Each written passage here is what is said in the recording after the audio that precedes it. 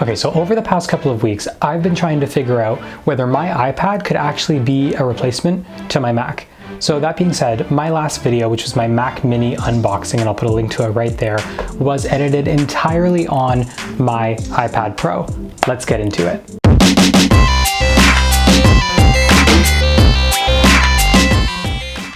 Okay, so just a little bit of a disclaimer. I didn't shoot everything from my iPad. In reality, I shot on my T7i, which I'm filming on right now.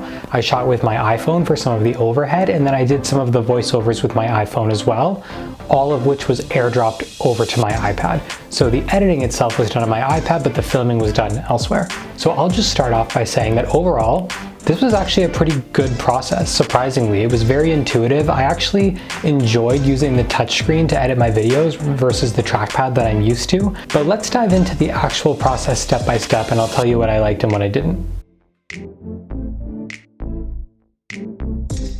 So for the importing process, rather than, again, doing everything on iPad, I chose to film it elsewhere, and then I airdropped it to the Files app on my iPad, and from there I imported it into Adobe Premiere Rush. Now that process overall was actually pretty good.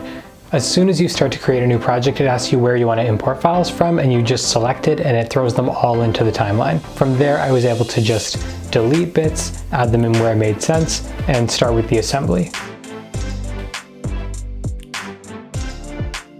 Now the assembly itself actually wasn't really a difficult process either. It was very much click and drag where you wanted to put things, hover the timeline where you want to split clips, and there were multiple video and audio channels. Whenever you needed them, you could just drag into a new timeline. So in terms of the sound editing, I added a voiceover from my iPhone and transferred it over to my iPad. Now the reason was that my mic actually didn't have a USB-C input, so I couldn't connect it to my iPad, but still the process of creating it in voice notes, airdropping it over to my iPad and importing it was a breeze. And another thing you can do in relation to the sound is that you can actually choose whether it's a voice or environment, and it will adjust accordingly.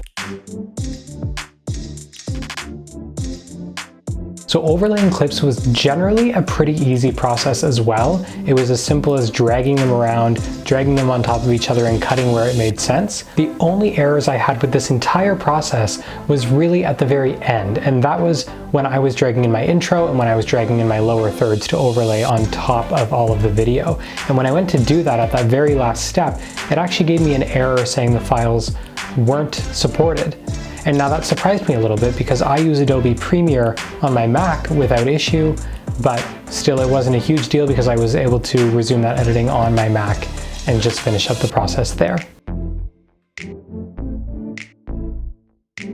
So overall, while the process wasn't entirely seamless, I would say that generally it was a lot of fun to use, and I think it is definitely something I could see myself using in the future. And even though my Mac will still be my primary device for editing video, this does make me excited about the potential and the future of video editing on a mobile device such as a tablet.